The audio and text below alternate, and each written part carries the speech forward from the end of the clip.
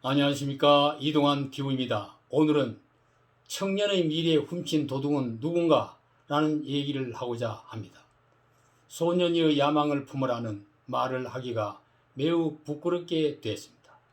다음 세대들의 미래를 훔쳐간 도둑을 잡아내야 합니다. 우리 청년들의 꿈을 도둑질해간 도둑놈을 잡아 엄벌에 처해야 합니다.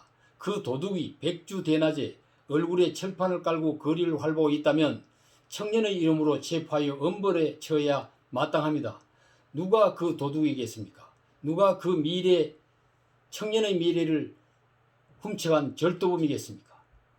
자백하지 않는다면 온 국민이 나서서 그 도둑을 잡아내야 합니다. M4세대라는 말은 모든 것을 포기한 희망이 없는 2030 세대를 말합니다. 처음에 나온 말은 3포 세대라는 말인데 연애, 결혼, 출산 세 가지를 포기한 세대를 말합니다. 그 다음에 나온 5포 세대는 취업, 내 집 마련까지 포기한 경우입니다. 거기에 건강과 외모 관리까지 포함하여 7포 세대라고 했으며 거기에 더하여 인간관계, 희망도 포기했다 하여 9포 세대라는 말이 있었습니다.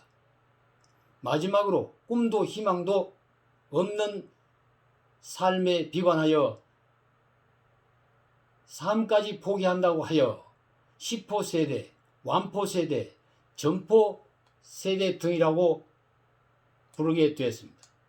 이 같은 용어들을 언론 등에서는 모든 것을 포기했다는 M4 세대라고 표현하게 된 것입니다.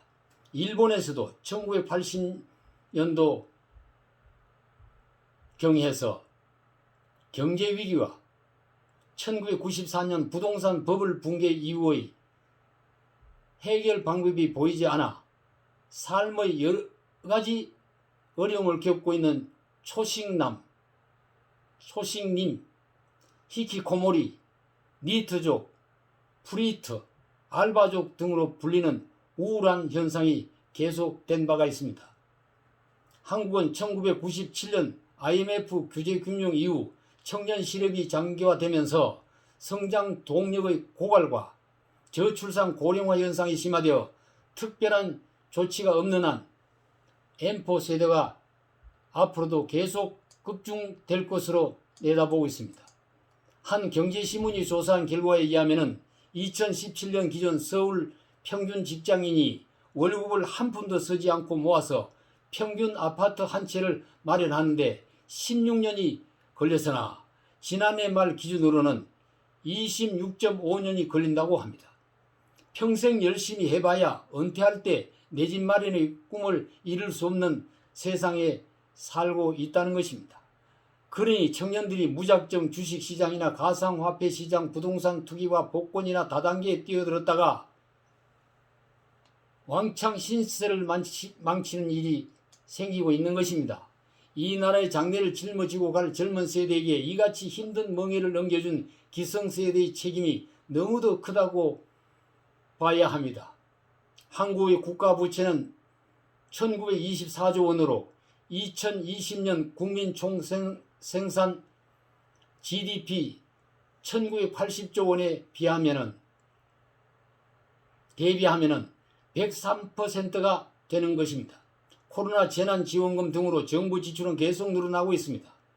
한국의 가계부채는 1736조 원으로 GDP 대비 100%에 육박하고 있으며 세계에서 가장 빠른 속도로 늘어나고 있습니다.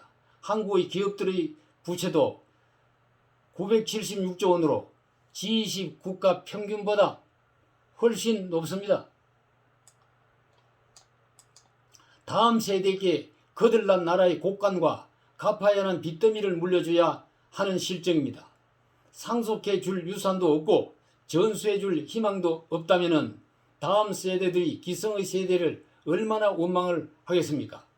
이 같은 현실을 놓고 도대체 누가 빚더미를 만들었으며 누가 청년들의 꿈을 도둑질했는가? 청년의 미래를 훔친 자들을 엄벌에 처해야 한다는 분노가 터지고 있는 것입니다. 먼저 나라의 살림살이를 맡았던 위정자들이 그 책임을 먼저 져야 하지 않겠습니까? 국민의 세금인 녹봉을 받아 먹는 공직자들이 국민이 내리는 엄벌을 먼저 받아야 할 것입니다. 그러나 청년의 미래는 도둑을 맞았는데 도둑임을 자백하는 사람은 없고 빚더미는 쌓여 있는데 책임질 자가 없습니다. 서로 과거의 책임을 돌리고 나 아닌 너에게 책임을 떠넘기고 있습니다. 이 같은 현상이야말로 나라가 망가는 징조일 뿐입니다. 병에 걸려도 병에 걸린 줄 모르고 있다가 죽는 줄도 모르고 죽는 것과 다를 바가 뭐 있겠습니까? 빚더미에 놓여 있고 텅 빈 나라의 곳간을 우리 후손들 2세 세대들에게 물려줘야 하는 기성세대 우리가 너무도 부끄럽고 창피한 처지에 놓여 있는 것입니다. 이 위급한 상황을 타개하기 위해서 우리 모든 정책적인 지혜를 모으고 국력을 한데 모아야 될 것입니다. 감사합니다.